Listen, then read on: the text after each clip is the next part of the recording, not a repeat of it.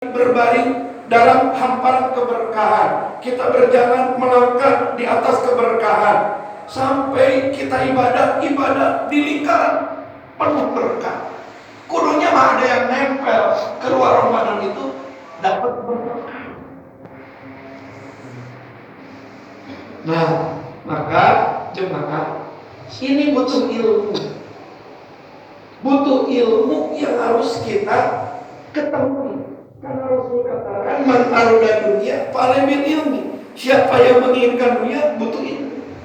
Wa man arada akhirah falabil ilmi. Siapa yang menginginkan akhirat butuh ilmu. Wa man arada huma.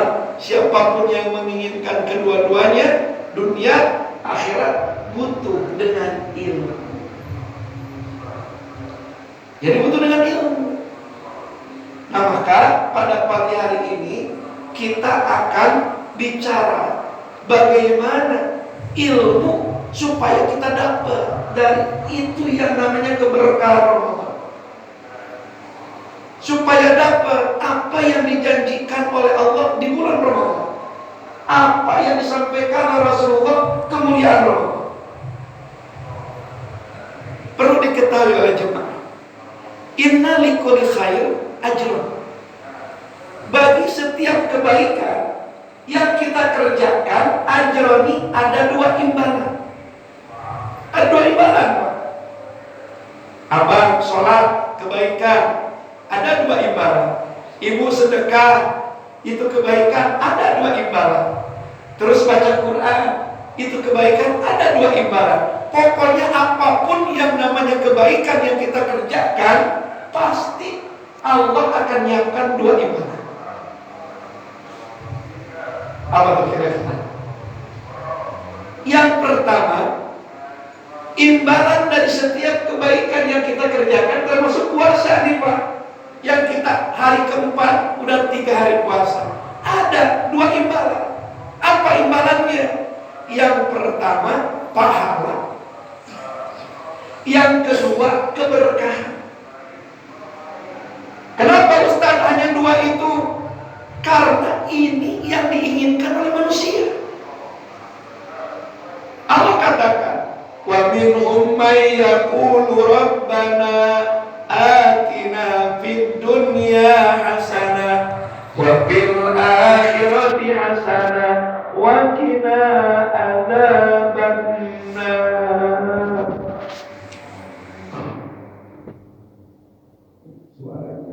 Suaranya ini Ustaz, ada minum ke Ustaz? Mau disiapin mau di. Keinginan manusia itu suka dikatakan Ustaz, manusia itu Rabbana Tuhan, atina berikan untuk hidup kami di dunia hasanah, bahagia dunia, wa fil akhirati hasanah, nanti kalau sampai akhirat bahagia juga, wa qina adzabannar, dan selamatkan kami dari siksa neraka. Jadi keinginan kita itu ingin bahagia dunia, ingin bahagia akhirat. Betul? Itu dalam surah Al-Baqarah ayat 201. Barangkali nih Mas Adam ingin bahagia dunia doang, tapi di akhirat celaka, mau? Enggak kan? Enggak. Atau ingin bahagia di akhirat doang, ibu sengsara di dunia? Enggak juga. Keinginan manusia ini. Dan doa ini tidak pernah kita tinggalkan. Setiap kali memohon pasti ayat. Rabbana atina fid dunya hasanah wa fil akhirati hasanah wa qina adzabannar. Nah, kumaha? Kalau kata orang Perancis kumaha? Perapatan akhir. Dapatin itu dua kebahagiaan. Jawabannya kata Allah, fastabiqul khairat. Kalian berlomba-lomba ambil, lakukan kebaikan. Kenapa? Nyambung kepada yang tadi itu, inna likulli khair ajran. Setiap perbuatan baik ada dua imbalan. Apa itu imbalan? Pertama pahala, yang kedua berkah. Pahala akan diberikan oleh Allah untuk kebahagiaan akhirat. Berkah Allah berikan kepada kita untuk kebahagiaan dunia. Barusan kita selesai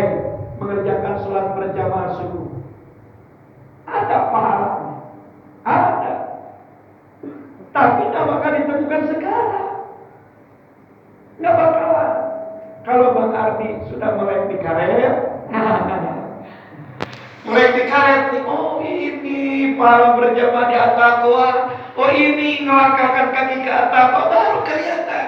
Karena pahala mah akan diberikan untuk kebahagiaan akhirat. Nggak bakal ketemu. Maghrib, selesai puasa, dicari pahala puasa, teraya bu, nggak bakal ketemu. Nanti kalau ibu melek dalam kubur, oh ini pahala puasa yang kedua, pahala puasa yang ketiga, pahala puasa yang keempat, baru kelihatan. Oh ini pahala sedekah. Kalau sekarang mah kita nggak bakalan ketemu yang namanya pahala. Karena itu disiapkan oleh Allah untuk kebahagiaan Tapi ada satu imbalan lagi yang harus diperjuangkan oleh kita. Apa tuh, Pak Wakil RW? Berkah. Nah, berkah ini disiapkan oleh Allah. Diberikan imbalan ini dari semua kebaikan untuk kebahagiaan dunia kita. Kan manusia bahagia itu relatif. Ini manusia bahagia itu relatif. Hampir rata sama-sama. Manusia bahagia kalau umpamanya kesehatannya aman, bahagia. Rezekinya, duitnya banyak, punya kedudukan bagus, itu pasti bahagia. Kalau orang hilang yang tiga itu, kesehatan tidak ada, meskipun banyak duit, meskipun punya kedudukan, gak bakal bahagia. Punya kedudukan tinggi, kemudian sehat, tapi gak punya duit, gak bahagia juga.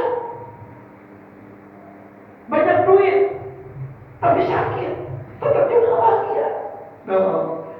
Jadi banyak rezeki, sehat, kemudian punya duit, itu real manusia. Pikirannya di situ. Nah maka itu adalah disiapkan oleh Allah untuk membahagiakan manusia di dunia dengan bentuk keberkahan.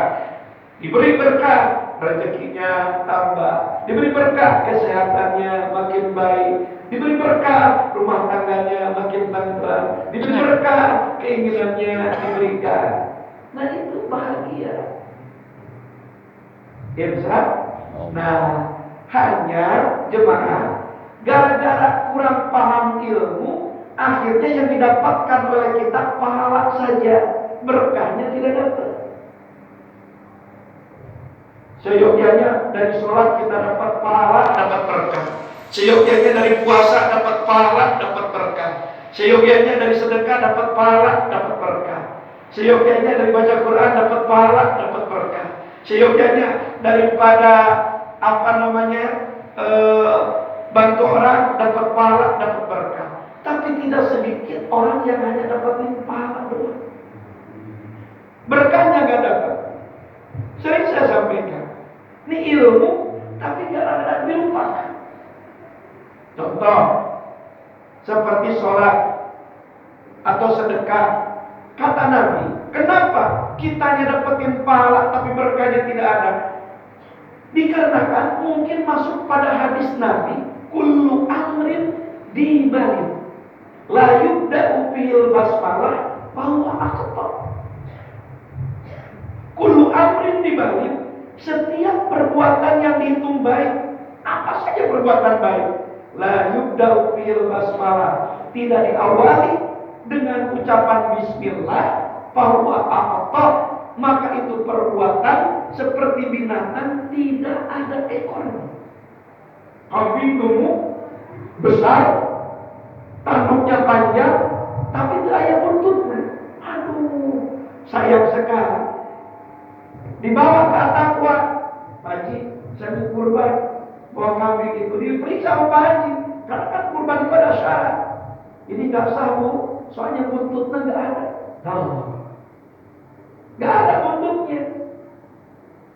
Akikah aja sama, syarat akikah dengan kurban. Jadi Nabi membuat ilustrasi setiap kebaikan yang tidak diawali dengan Bismillahirrahmanirrahim, maka Nabi Nabi gambarkan ibarat binatang tidak ada ekornya, Bu. Qalilul barakah. Dalam tafsirannya, itu perbuatan sedikit sekali menghasilkan berkah, bahkan bisa hilang keberkahannya. Contoh, tadi nih kita berjamaah, sebelum mulai bismillah dulu apa anda, Bu? Bu, tadi sebelum berjamaah sholat bismillah dulu apa langsung usolli? Sepi. Pak Bapak, bismillah dulu apa langsung usolli? Apalagi yang buru-buru, sudah bismillahirrahmanirrahim langsung aja. Allahu Akbar. Langsung takbir, lupa bismillah. Sholatnya khusyuk, bacanya bagus, dapat pahala. Dapat berkah. Tidak. Nabi yang bilang, karena tidak diawali bismillah. Malam, Bang Adi, ada kotak amal gak malam? Ada kan? Pagi gak ada? Lupa deh. Bikin buka jalan kemuliaannya Pak Jino ya, untuk orang lain di Ramadan ini. Sedekah. Jadi kudu pintar di bulan Ramadan. Apa yang harus kita prioritaskan selain puasa, selain tarawih? Itu udah pasti, puasa dan tarawih pasangan tua. Tapi cari perbuatan apa yang terbaik di Ramadan. Ternyata yang disebut Nabi sedekah. Tahu dari mana Ustaz? Dari perkataan Nabi, afdhalus shadaqah shadaqatul Ramadan. Sebaik-baik sedekah yang pernah keluar di tangan kita, itu sedekah yang keluar di bulan Ramadan. Berapa banyak kita keluarkan sedekah di bulan Ramadan, tidak akan bisa menandingi nilai sedekah yang keluar di bulan Ramadan. Sedekah. Lagian sedekah ini luar biasa. Pernah dengar gak Pak RW duit ngomong? Pernah dengar? Pernah dengar duit ngomong gak? Dan pernah dengar duit ngomong? Gak pernah, Ustaz aja gak pernah dengar. Tapi Rasulullah mendengar itu.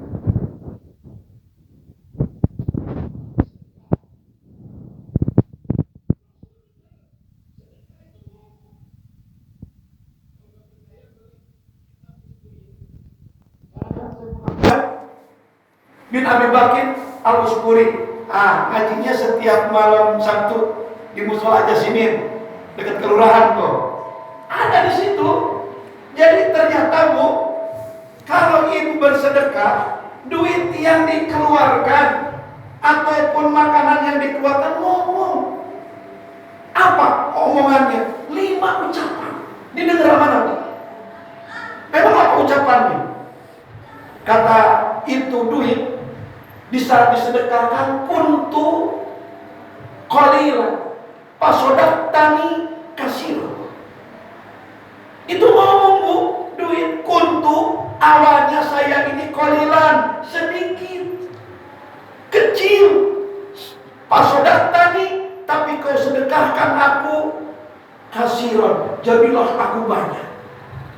Bayangkan, dalam Al-Quran saja manja bilasanati palahu aslam salihah. Siapa berbuat satu kebaikan digantinya 10. Kita 2000 masuk kotak amal kecil, tapi gara-gara disedekahkan jadi besar 20.000 karena imbalan dari Allah. Apalagi di bulan Ramadan, du'ipa ila arfi dopan, dilipat sampai 1000 kali lipat. Makanya gak ada yang bisa nandingin.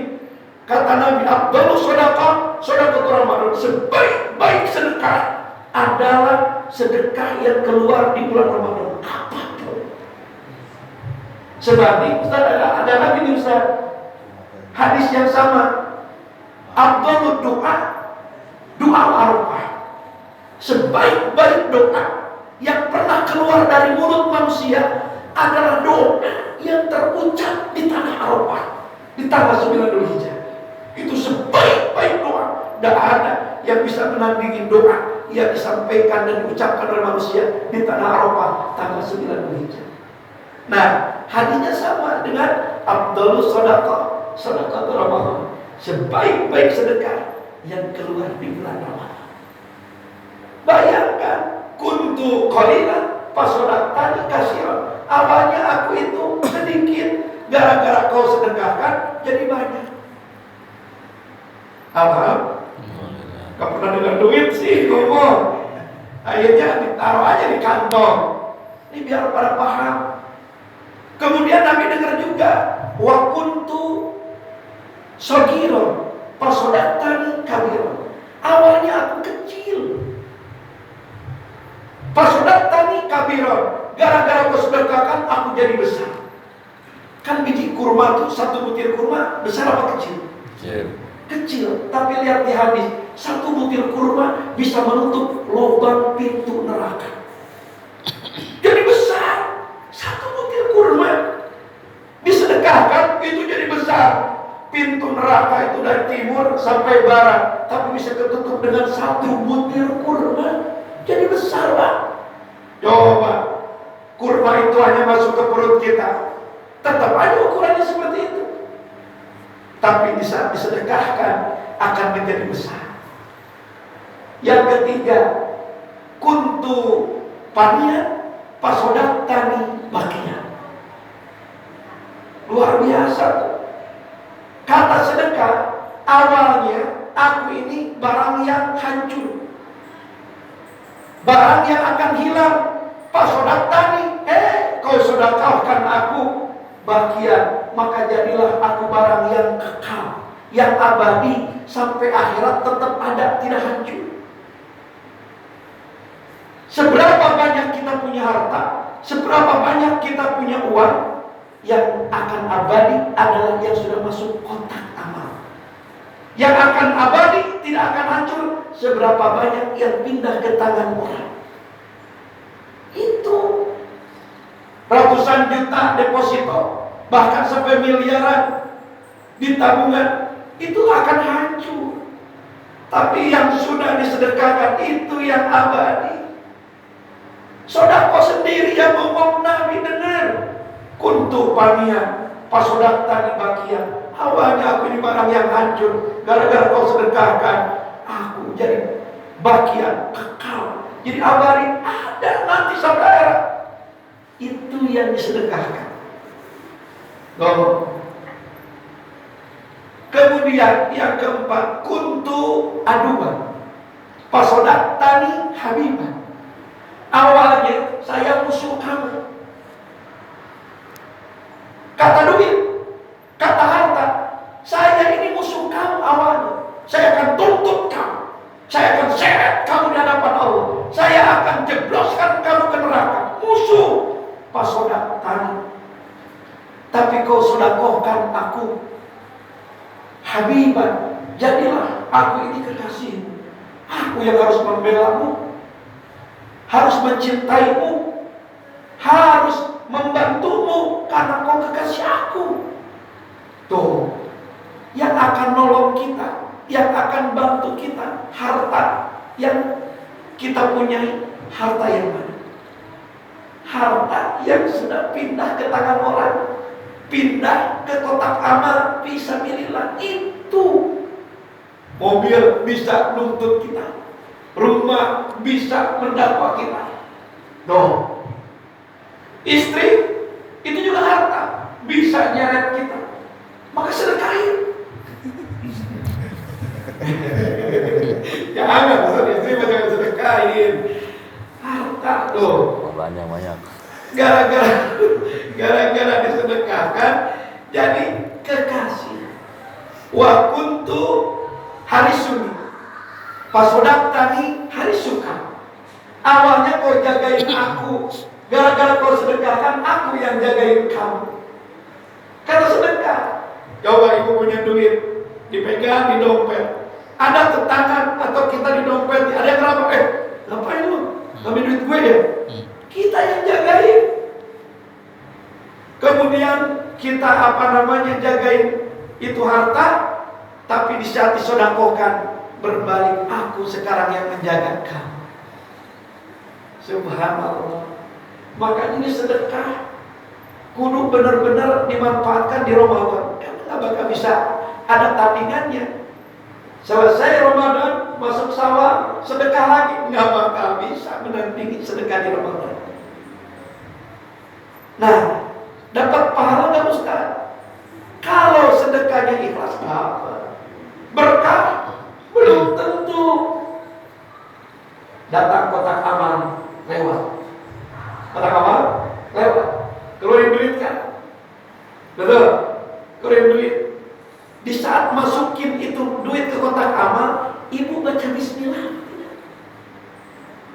Bu. Bu. Baca bismillah kan?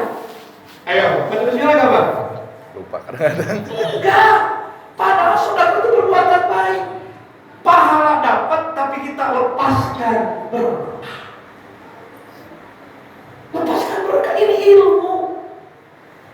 Ilmu kudu dipraktekkan. Hidup kalau berkah gak bakal masuk akal.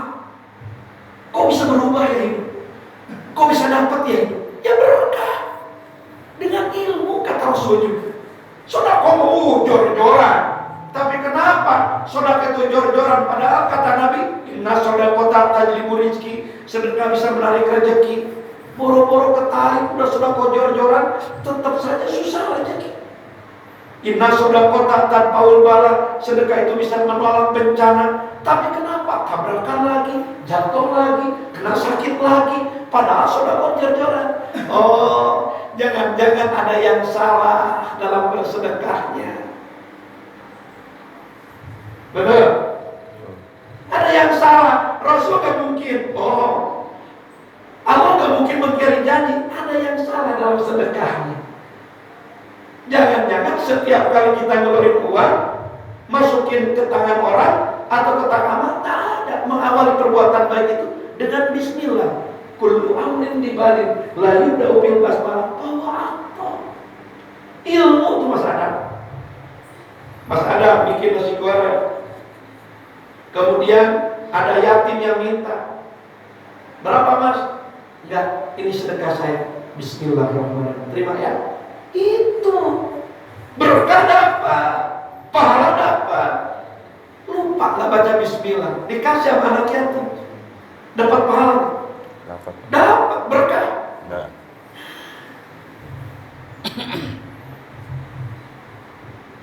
Jelas.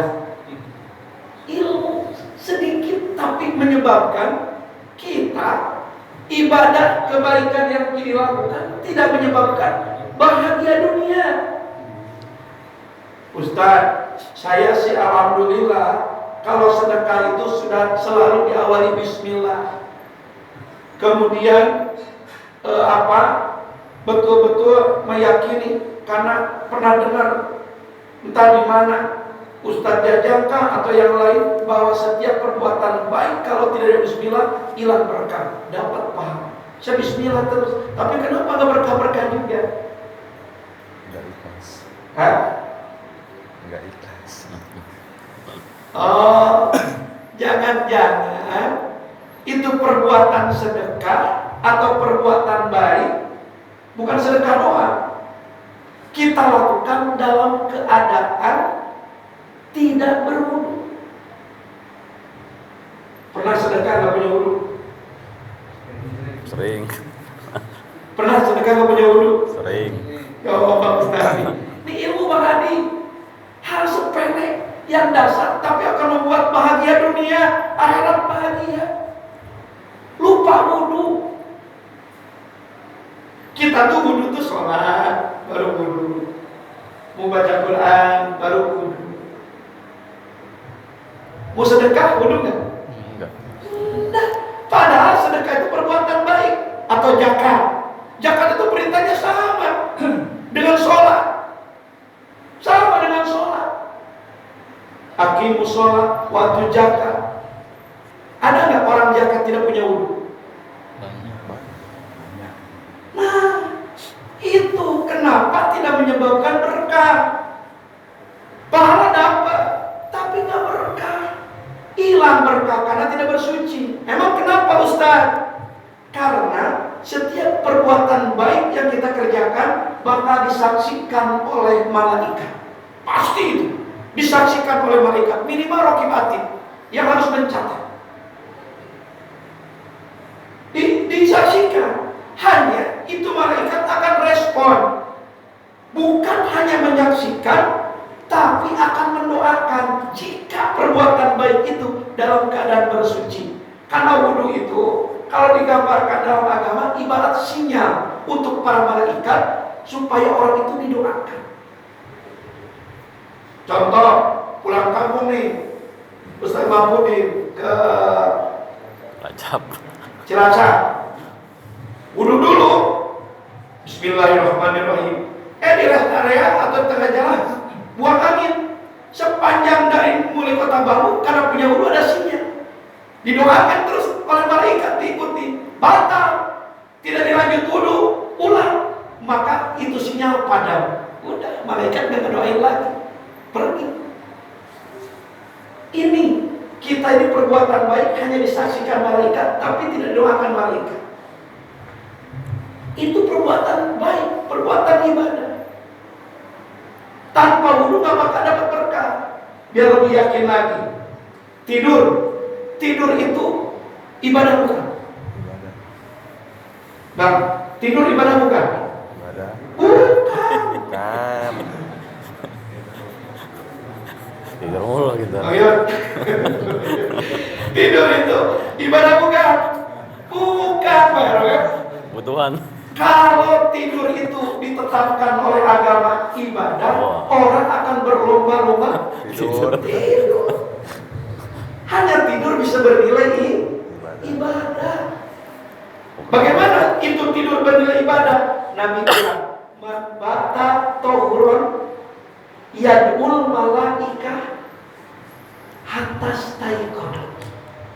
Biar nyambung dengan bahasa.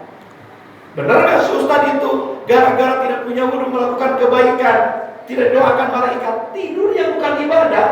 Nabi katakan, man siapa saja batak tidur, tahuran dalam keadaan bersuci, punya wudhu, ya do'ul malaikat, maka malaikat akan mendoakannya hatta staiqadha, sampai dia terbangun.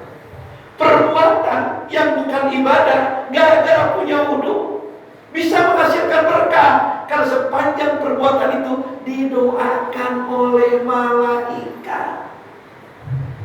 Apalagi perbuatan ibadah. Tuh, baca Quran tidak punya wudhu, boleh nggak? Baca Quran tidak punya wudhu boleh nggak? Boleh. A'udzu billahi minasyaitonir rajim. Alhaakumut takatsur hatta zurtumul maqabir. Padahal nggak punya wudhu. Boleh? Boleh. Dapat pahala? Dapat kalau bacaannya benar. Berkah? Belum dapat. Kenapa? Nggak suci. Nggak suci. Betul. Jadi jangan nyalahkan dulu Tuhan nih. Saya udah puasa Ramadan Bang Adi, tapi kenapa nggak berkah? Padahal Ramadan itu bulan penuh berkah. Saya bertanya, puasa nih Bang, puasa ibadah bukan? Mulai puasa dari mulai terbit fajar, subuh, selesainya terbenam mata. Berarti sepanjang hampir 8 jam itu kita berpuasa dalam keadaan beribadah. Kira-kira dari mulai terbit fajar, subuh, kita ibadah puasa sampai yang namanya terbenam matahari, punya wudhu kan?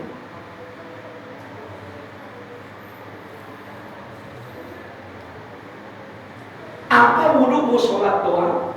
Apa wudhu baca Quran doang? Bukan wudhu untuk puasa. Pada punya wudhu kan? Ya. Kemarin udah 3 hari. Ayo, Bu, pada punya wudhu kan? Enggak. Nggak terpikir bahwa puasa itu ibadah. Makanya hanya disaksikan malaikat ibadah kita, tapi tidak didoakan malaikat. Itu kenapa kita sudah ibadah maksimal, tapi tidak hidup berkah, tetap aja susah. kita lepas berkah karena kurang teliti dalam memahami ilmu. Coba buktikan. Saya sedang puasa, supaya puasa ibadah saya ini mendapat pahala, nahan makan, nahan minum, nahan mata, nahan mulut. Itu ngejar pahala. Berkah dari mana? Tetapkan kita suci sepanjang ibadah puasa itu. Wudu, batal, wudu lagi. Batal, wudu lagi. Batal, wudu lagi. Bu, kata suami, ngapain? Bentar-bentar, wudu lagi. Bentar-bentar, wudu lagi. Bapak nggak tahu. Ustaz Jajan kemarin itu menyampaikan hadis. Kalau kita berbuat baik tanpa punya wudu, tidak bersuci, tak ada doa malaikat, hanya disaksikan malaikat. Jadi berkah itu tidak didapatkan karena tidak didoakan oleh malaikat. Saya pingin puasa ini dapat pahala sekaligus dapat berkah. Itu kan jaga. Allah ngeliatin saja. Malaikat nunggu sinyal, batal, padam tuh sinyal, nggak doain lagi. Panjang gitu kan, nggak berwudu, udah tidak doakan. Mau sholat, nah punya wudu lagi, ada sinyal lagi untuk sholat. Kita lupa. Betul. Nih, li'anna nikah tajribu rizki. Sesungguhnya pernikahan itu bisa menarik rezeki. Orang dengan nikah kudu kaya, kudu berkah. Orang narik rezeki kata Nabi. Ada nggak setelah orang menikah tapi susah? Ada nggak? Ada nggak? Banyak. Kenapa? Jangan-jangan pernikahannya itu hanya disaksikan malaikat, tapi tidak didoakan malaikat. Nikah lagi dong. Gara-gara kenapa? Pas ijab kabul tidak punya wudu. Sah nikahnya disaksikan oleh malaikat, tapi tidak didoakan malaikat. Akhirnya rumah tangga yang dijalankan harus berjuang untuk hidup berkah, untuk hidup mendapatkan rezeki yang melimpah. Kenapa? Dikarenakan tidak ada doa dari malaikat dari pernikahan itu. Coba ingat-ingat sama jemaah, waktu ijab kabul pada punya wudu apa enggak? Enggak. Baru yang pada punya wudu enggak? Nah ini Nikah lagi baru ya, nikah lagi. Nikah lagi. Padahal yang utama toharoh ya Ustaz ya. Nah, baca keterangan tentang toharoh. Toharoh itu kita pikir mau sholat, wudu itu pikir baca Quran. Ojol repot. Hah? Jadi ojol repot.